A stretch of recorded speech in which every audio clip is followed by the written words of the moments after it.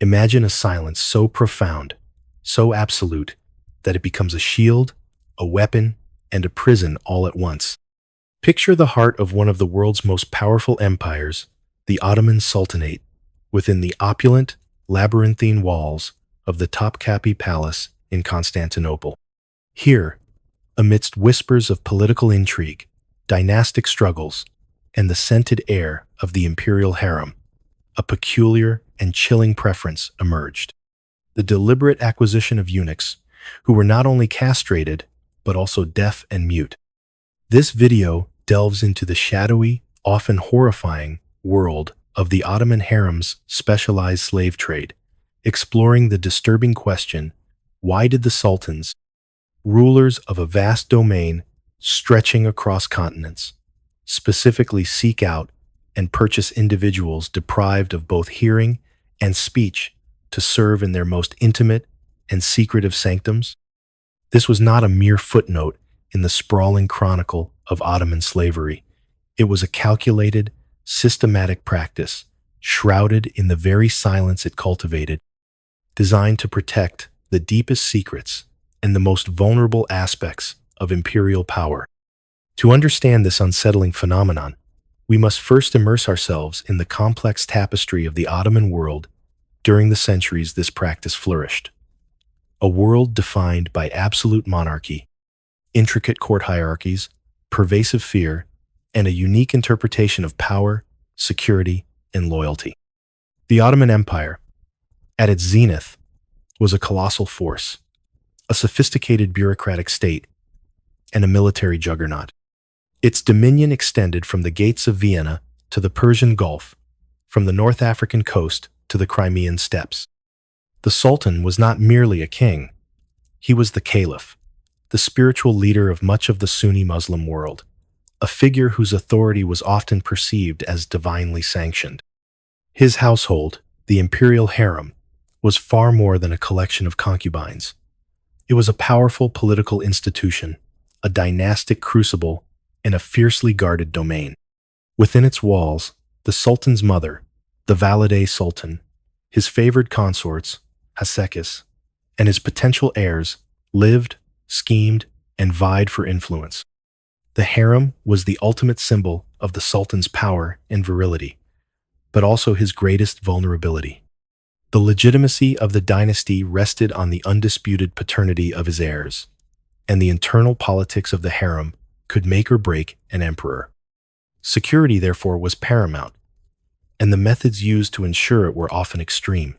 Slavery was an entrenched and legally recognized institution throughout the Ottoman Empire, as it was in many contemporary societies. Slaves were acquired through warfare, raids, particularly from the Black Sea region by Crimean Tatars, and from Africa, and purchased from established slave markets. Islamic law, or Sharia, permitted slavery, but also laid down regulations concerning the treatment of slaves, encouraging manumission and, in theory, humane conduct. However, the reality, as with all systems of bondage, often fell far short of these ideals. Eunuchs, men castrated to serve specific roles, were a feature not unique to the Ottomans. They had served in Byzantine, Persian, Chinese, and other Islamic courts for centuries, primarily as guardians of women's quarters, administrators, and trusted servants. The rationale was straightforward. Their inability to procreate eliminated the risk of illicit affairs with the women they guarded and the potential for rival claimants to power. The process of castration itself was brutal, often performed crudely with a horrifyingly high mortality rate, a silent testimony to the lengths to which power would go to preserve itself. The political climate within the Ottoman court was one of perpetual tension. The Sultan, despite his absolute power, lived under the constant shadow of potential coups, rebellions, and familial treachery. The infamous practice of fratricide, where a new sultan would execute his brothers to prevent succession wars, underscores the ruthlessness inherent in maintaining control. Information was power, and secrets were currency. In such an environment, loyalty was prized above all else, yet it was also the most elusive commodity. The legal system, A combination of Sharia and Qanun, sultanic law, provided the framework for governance, but enforcement within the secretive confines of the palace often relied on the sultan's will and the vigilance of his inner circle. Public perception of the harem was a mixture of awe, mystery, and erotic fantasy, largely fed by ignorance of its true nature as a political and administrative hub. Religious influence permeated every aspect of Ottoman life, shaping societal norms and justifying imperial authority. Yet, it is within this grand, often brutal, historical stage, a world of unparalleled imperial splendor, juxtaposed with profound human suffering and pervasive paranoia, that the specific demand for deaf-mute eunuchs arose. This was not an accidental byproduct of the slave trade, but a deliberate choice that speaks volumes about the psychological landscape of the Ottoman court and the perceived advantages these uniquely silenced individuals offered. As we delve deeper, we will uncover the chilling logic behind this preference, exploring how the absence of hearing and speech was transformed into a desirable, even essential, qualification for service at the very epicenter of Ottoman power. The selection of deaf-mute eunuchs, or dilsies in Ottoman Turkish, was not an incidental cruelty, nor was it a mere eccentricity of the sultans. It was a chillingly pragmatic solution to an existential problem that plagued the heart of Ottoman power: the pervasive threat of information leakage and internal betrayal within the most secretive and volatile institution of the empire, the imperial harem. As we established, the harem was a world unto itself, a gilded cage teeming with ambition, rivalry, and secrets that could unravel dynasties. In this high-stakes environment, where the whispers of a concubine or the overheard plot of a courtier could ignite civil war or topple a sultan, the ability to control the flow of information was synonymous with survival. The deaf-mute eunuch, therefore, became the ultimate guardian of secrets, not through any inherent virtue or specialized training in espionage, but through the stark, unalterable reality of their physical condition. They were living embodiments of the Ottoman proverb, "Söz gümüşse sükût altındır." If speech is silver, silence is golden. For the Sultan, their silence was worth more than gold. It was the bedrock of his security. Consider the daily life within the Topkapi Palace. The Sultan held audiences, discussed matters of state with his Grand Vizier and other ministers, and made decisions that affected millions. His private chambers, and especially the harem, were privy to his most unguarded moments, his vulnerabilities, his personal preferences, and the intimate dynamics of his family. Servants were ever present, attending to every need. An ordinary servant, even a castrated eunuch, possessed ears that could hear a carelessly spoken word, a clandestine meeting, or the hushed tones of a conspiracy. They possessed a tongue that could, willingly or under duress, repeat what was heard. Blackmail, bribery, or torture could loosen such a tongue, but a deaf servant could not overhear. A mute servant could not report, at least not through speech, the most common and dangerous form of betrayal. Their inability to hear conversations meant they were oblivious to the plots and counterplots swirling around them, making them ineffective as spies for internal factions. Their inability to speak made them incapable of spreading gossip, relaying messages for conspirators, or revealing the Sultan's secrets, even if they somehow became aware of them through other means. This dual sensory deprivation created a near impenetrable vault around the Sultan's private life and the harem's inner workings. This deliberate cultivation of silence extended beyond merely preventing the leakage of state secrets. The internal politics of the harem were a constant source of anxiety for the Sultan. Rivalries between concubines for his favor, the machinations of the Valide Sultan to promote her own son or allies, and the ambitions of adult princes confined within the Kazru Şimşirlik, the cage, all posed potential threats. Deaf-mute eunuchs, by their very nature, were less likely to be drawn into these complex webs of intrigue. They could not easily be co-opted by one faction to spy on another, nor could they effectively communicate to build their own power bases or alliances. Their communication, likely limited to a rudimentary system of signs and gestures specific to the palace or even to individual masters, would have been insufficient for the nuanced exchanges required for political maneuvering. This enforced isolation made them appear more controllable, more like extensions of the Sultan's will rather than independent actors with their own agendas. The terror of the Khuzlar Ayasi, the chief black eunuch who governed the harem, was immense, but even he relied on a hierarchy of eunuchs beneath him. Ensuring that many within this sensitive structure were deaf-mute added another layer of control, minimizing the risk of organized dissent or betrayal from within, the very ranks designed to protect the dynasty. Furthermore, the Ottomans likely perceived this profound sensory isolation as fostering a unique, if desperate, form of loyalty. A deaf-mute eunuch was utterly dependent on his masters for survival and well-being. Castrated, often from a young age, and deprived of the primary means of human communication and connection, their world was severely circumscribed. They were outsiders in the broader society, and even within the palace, their conditions set them apart. This profound dependency, it was perhaps reasoned, would bind them more tightly to the Sultan and the imperial family. They had no other allegiances, no other community to which they could turn. Their entire existence was predicated on the favor of those they served. While this is a grim calculus, based on the exploitation of profound vulnerability, it likely resonated with the deeply paranoid mindset that often characterized absolute rulers.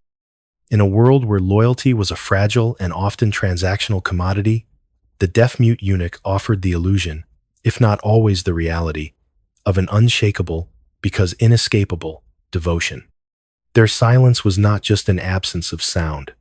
It was interpreted as an absence of independent thought, a blank slate upon which the Sultan's authority could be inscribed without interference. The very act of selecting them was a statement of power, a demonstration of the Sultan's ability to command even the most marginalized and sensorily deprived individuals, transforming their perceived weaknesses into strengths for the imperial system. The horror lies in the fact that their value was directly proportional to their deprivation, a human being prized for what they lacked rather than what they possessed. This unique demand for a specific type of human being, marked by such profound limitations, begins to paint a clearer picture of the dark rationale underpinning this specialized and disturbing corner of the Ottoman slave trade. The grim pipeline that supplied the Ottoman harem with deaf-mute eunuchs, the dilses, was as methodical as it was cruel, a testament to the lengths the empire would go to satisfy its unique and disturbing demands. These individuals were not typically born deaf and mute. Rather, their condition was often a horrific consequence of deliberate mutilation, inflicted alongside the already brutal act of castration. The primary sources for eunuchs, and by extension deaf-mute eunuchs, were regions perpetually embroiled in conflict with the Ottoman Empire, or those on its periphery susceptible to slave raids. The Caucasus, particularly Georgia and Circassia, was a notorious source, famed for the perceived beauty of its people, but also a hunting ground for human chattel. The Balkan territories, especially during periods of unrest or Ottoman expansion, also yielded captives. Sub-Saharan Africa, particularly regions like Sudan and Ethiopia, provided a steady stream of individuals, often captured in tribal wars or by slave traders and channeled northwards through trans-Saharan routes to markets in Egypt and thence to Constantinople. While some individuals might have been born with congenital deafness or mutism, the specific and consistent demand for this dual sensory deprivation suggests a more sinister and proactive procurement process. The numbers required to staff the vast Topkapi Palace, particularly for roles demanding such specific qualifications, point towards an organized system, not mere chance encounters with individuals already possessing these disabilities. The process of creating a deaf-mute eunuch was shrouded in the deepest secrecy and carried out with unimaginable barbarity.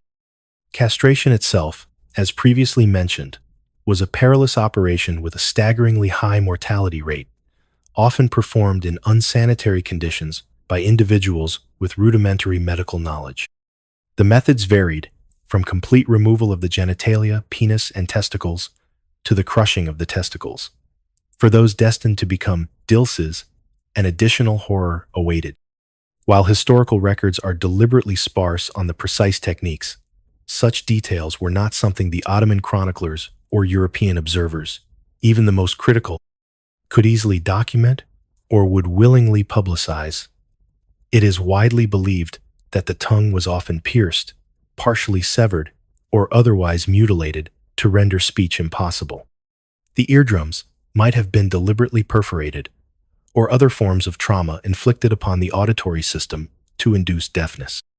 These acts were likely performed at a young age, often pre-puberty, when the child was more susceptible to control and when the body, if it survived, might adapt, however imperfectly, to these devastating injuries. The psychological trauma, layered upon the physical agony and the profound loss of bodily integrity, is almost impossible to comprehend.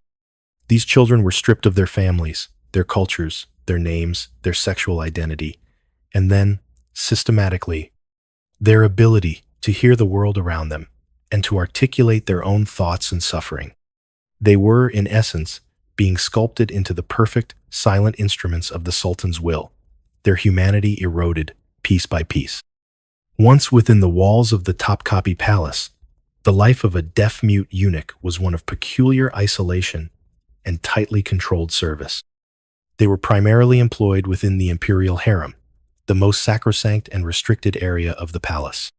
Their duties would have been varied, ranging from menial tasks like cleaning and carrying water or food, to more sensitive roles like guarding doorways, attending to the personal needs of the Sultan's concubines or children, and being present during intimate or secret gatherings where their inability to hear or speak was deemed essential.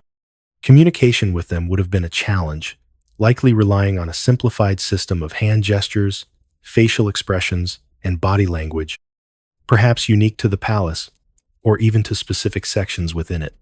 It's improbable they were taught a formal sign language as we understand it today. Rather, it would have been a practical, ad hoc system developed out of necessity. This limited communication further reinforced their isolation and dependence. They could not easily form complex relationships, express nuanced emotions, or participate in the rich tapestry of human interaction that speech allows. Their social standing, even within the hierarchy of eunuchs, was likely low, viewed perhaps with a mixture of pity and fear by other palace staff who could hear and speak. They were living ghosts, present yet absent, their inner worlds forever unknowable to those around them. The psychological impact of such an existence must have been profound. To live in a world of enforced silence, unable to hear laughter, music, warnings, or affection, and unable to voice pain, joy, fear, or love, would create an internal landscape of unimaginable desolation. The constant awareness of their physical mutilation, a permanent reminder of their subjugation, would have been a heavy burden. While some eunuchs in Ottoman history rose to positions of considerable power and influence, particularly the chief black eunuch, Kuzlar Asa, it is unlikely that deaf-mute eunuchs could have achieved such prominence, as their communication barriers would have severely hampered their ability to navigate the complex political landscape of the court or command others effectively. Their value lay precisely in their silence and their perceived inability to pose a threat. The scale of this practice is difficult to quantify with absolute precision due to the secretive nature of the harem and the often euphemistic language of historical records. However, the persistence of references to dilses in accounts of the Ottoman court over several centuries, from at least the 16th century through to the 19th, suggests it was not an isolated or short-lived phenomenon, but a consistent feature of harem staffing. Sultans like Murad III in the late 16th century were noted for their large harems and extensive retinues of eunuchs, and it is within such context that the demand for these specialized servants would have been most acute. The practice likely waned in the later Ottoman period as the empire underwent modernization and as Western influences began to challenge traditional court practices, including the more extreme aspects of slavery and harem life. Yet, for centuries, the silent, watchful presence of the deaf-mute eunuch was an integral, if deeply disturbing, element of the Ottoman imperial mystique, a human shield forged in suffering to protect the secrets of the world's most powerful rulers. The chilling preference for deaf-mute eunuchs within the Ottoman harem, therefore, was not a grotesque anomaly born of random cruelty, but a calculated, albeit horrific, strategy rooted in the deepest anxieties of absolute power. The Sultan, surrounded by intrigue and the ever-present threat of betrayal, sought an environment of absolute control, and the Dilsies represented the ultimate controllable servant. Their induced silence and deafness transformed them into living vaults, incapable of overhearing sensitive discussions or relaying damning information. This was not merely about preventing external espionage. It was profoundly about managing the internal dynamics of the harem, a powder keg of ambition and rivalry where a single leaked secret could ignite a crisis. The inability of these eunuchs to easily communicate complex ideas, form alliances, or articulate grievances made them less likely to become independent political actors or tools for competing factions within the palace. Their profound physical and sensory isolation was deliberately engineered to foster a desperate dependency, which the Ottoman authorities likely misconstrued as unshakable loyalty. In essence, the value of these human beings was inversely proportional to their completeness, their desirability measured by the extent of their deprivation. This brutal calculus, where human suffering was a prerequisite for trust, casts a long, dark shadow over the splendor and sophistication often associated with the Ottoman court. The ethical and moral implications of this specialized slave trade are staggering and deeply unsettling. It represents a profound dehumanization, where individuals were not only enslaved, but were further mutilated to fit a specific, horrifying job description. The deliberate infliction of deafness and mutism, on top of the trauma of castration, often upon young children, is an act of cruelty that transcends mere servitude. It was an attempt to systematically erase their capacity for independent thought and communication, to render them as close to inanimate tools as humanly possible. The architects of this system, from the slave traders who procured and prepared these individuals to the imperial officials who sanctioned their purchase and employment, bear witness to a chilling pragmatism that prioritized the perceived security of the ruler above any consideration of human dignity or compassion. The victims themselves, whose names and individual stories are almost entirely lost to history, endured a lifetime of enforced silence, their inner worlds locked away, their suffering unvoiced and largely unrecorded. They existed as ghosts in the opulent machine of empire, their presence a constant, silent testament to the terrifying lengths to which power would go to preserve itself. This practice serves as a stark reminder that systems of oppression often develop intricate, specialized cruelties tailored to the specific fears and desires of those in control. The decline and eventual disappearance of the Ottoman harem's mute slave trade, and indeed the broader institution of harem eunuchs, was a gradual process, intertwined with the complex transformations the empire underwent in its final centuries. The 19th century, in particular, brought the Tanzimat reforms, a period of modernization that saw attempts to centralize the state, codify laws, and adopt certain Western practices, partly in response to external pressures and partly due to internal reformist currents. While slavery itself proved stubbornly resistant to immediate abolition, officially ending in the Ottoman Empire only in the early 20th century, with decrees concerning the trafficking of black slaves in 1889. Though enforcement was inconsistent, its most overt and brutal manifestations began to face scrutiny. The political power of the harem itself waned as the nature of Ottoman governance shifted, with the Sultan's absolute authority gradually eroding. The rise of a more modern bureaucracy and, intermittently, constitutional movements diminished the harem's role as the primary locus of political intrigue. Furthermore, growing international abolitionist sentiment, particularly championed by Great Britain, exerted pressure on the Ottoman state to curtail the slave trade. While the focus was often on the trans-Saharan trade in African slaves, the more secretive aspects of palace servitude would also have been affected by changing norms and the increasing difficulty of procuring slaves through traditional means, like warfare and raiding, as Ottoman borders stabilized or receded.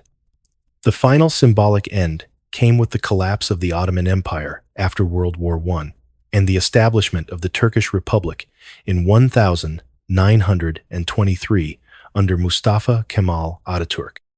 The caliphate was abolished, the sultanate dismantled, and the imperial harem, with its eunuchs, became a relic of a bygone era. The last surviving eunuchs of the imperial household lived out their days in a radically changed world, their unique and terrible purpose rendered obsolete. Ultimately, the saga of the Ottoman harem's deaf-mute eunuchs is a profoundly disturbing chapter in the long history of human exploitation. It speaks to a world where silence was weaponized, where sensory deprivation was a qualification, and where the price of imperial security was paid in the stolen voices and shattered lives of countless individuals. Their stories remain largely untold, swallowed by the very silence they were forced to embody. As we peer back into the shadowy corridors of the Topkapi Palace, we are confronted not just with the mechanics of a cruel trade, but with enduring questions about the nature of power, the depths of fear, and the terrifying ease with which humanity can be sacrificed at the altar of empire. The silence of the Dilsiz echoes still, a haunting reminder of those forgotten victims whose suffering was the empire's most closely guarded secret, a human cost meticulously erased from the grand narratives of power, leaving behind only a chilling whisper of what untold tortures truly mean.